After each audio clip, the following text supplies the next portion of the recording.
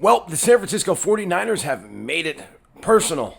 All that and more coming up next. The following announcement has been paid for by The ENN Podcast. He has a good energy, you guys. Can you believe it? Can Sports. you feel it? Can you feel that excitement? The merchandise, wearing the hats. Chris Wild here live from Lincoln Financial. And I'm telling you, if you let Eli Manning walk into that stadium, Music. Wow. man, again, and I hate to do this again, but these are goosebumps. Whoa! And more. What's his next book gonna be called? Spineless? Mike.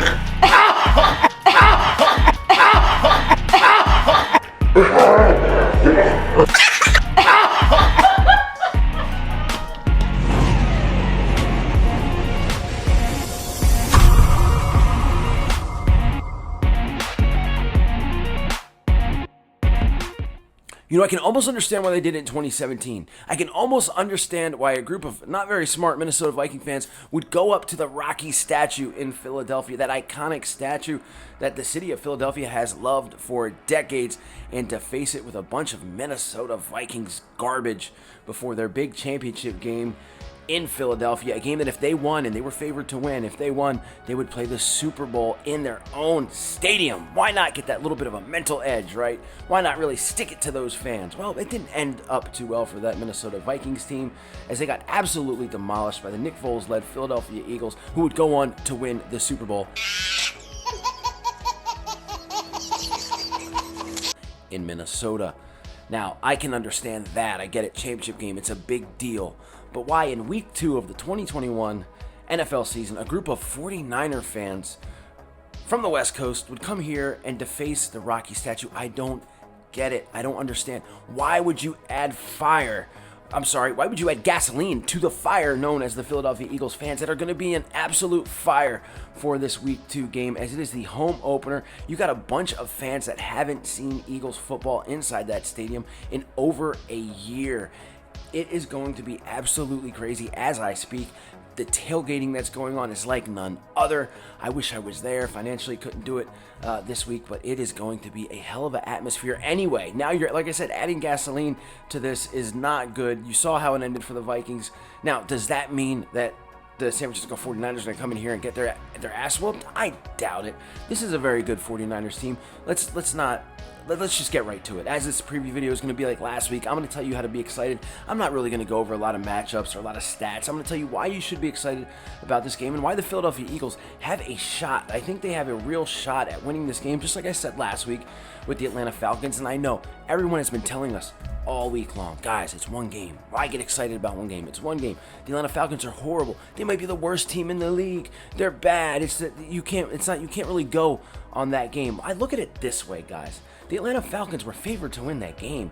They were absolutely favored to win that game. They're 3-point favorites, and the Eagles didn't just squeak by them. They absolutely dominated them. They beat the shit out of the Atlanta Falcons. So I'm going to take a little bit from that game because of last year, because in 2020, when the Eagles faced the Washington football team in week 1, they were absolutely dreadful. And from there, imagine the feeling. Remember that feeling after that game? Remember not knowing what this team was? How do we get beat by a Dwayne Haskins-led Washington football team, even with the great defense that they had, even with the rookies starting on the offensive line and Miles Sanders not playing? How did we lose to that team? It was one of the worst feelings, and it just continued all year. It set the tone for the year. So can this ass-whooping that happened in week 1 set the tone for the Eagles' 2021 year? I sure the hell hope so. Now, like I said, if the Eagles win this game, it's not going to be a blowout. I think it's going to be a tight game. Let's talk about this 49ers team that's led by Jimmy Garoppolo, not a very mobile quarterback.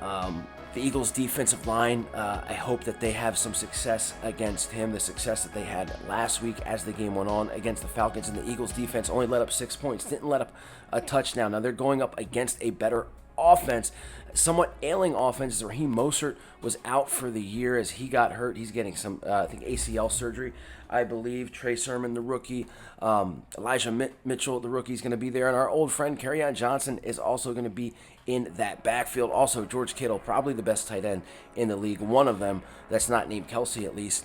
He's going to be on display. Deebo Samuel looked awesome last week. So the Eagles defense is definitely going to be on their heels, or they're going to have to try to stay off their heels if they have any chance at winning this football game. Now let's talk about the 49ers defense. They're ailing. The defense is absolutely ailing as Jason Verrett goes out for the year.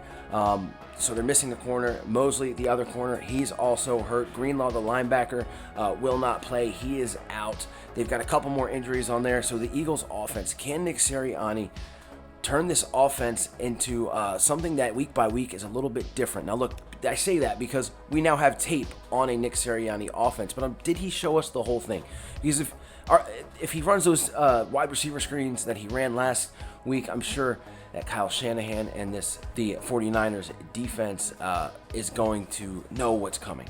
So can he make this a little bit different? Can he switch things up? Can he take advantage of some of these rookies that are going to be playing, or some of these not rookies? I think Josh Norman is going to wheelchair his old ass onto the field Sunday. He might play. Can we take advantage of that? Is Jalen Hurts the real deal? Everybody all of a sudden now in the media is praising Jalen Hurts. After all offseason, they acted like he was a piece of trash. They wouldn't even put him in the top 32 quarterbacks of the league. Now all of a sudden, because of one game, guys, one game, they're now singing his praises. He's got a chip or a boulder on his shoulder, as Jalen Reagor said.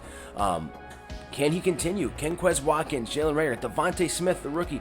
Can this young crew make something happen? Can Miles Sanders have a big game? These are all question marks, but this is not out of the realm of possibility. If that happens, if this offense has this big game, the Eagles can absolutely win, and I think that they're going to win this game. I think it's going to be a close game. I think they win by a field goal. I think the stadium's going to be part of the reason why. It's going to be absolutely, I can't even imagine how loud that stadium's going to be. I wish I could be there. Financially couldn't make it, as I said.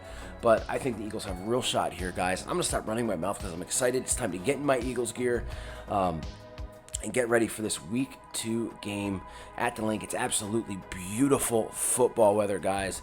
And it's time to make the 49ers pay for defacing that awesome Rocky statue. You just don't come in here and do that. Why would you make it personal? It was business and you made it personal. With that being said, guys, everybody enjoy the game today. Stay safe, stay healthy. Go Birds! E-A-G-L-E-S!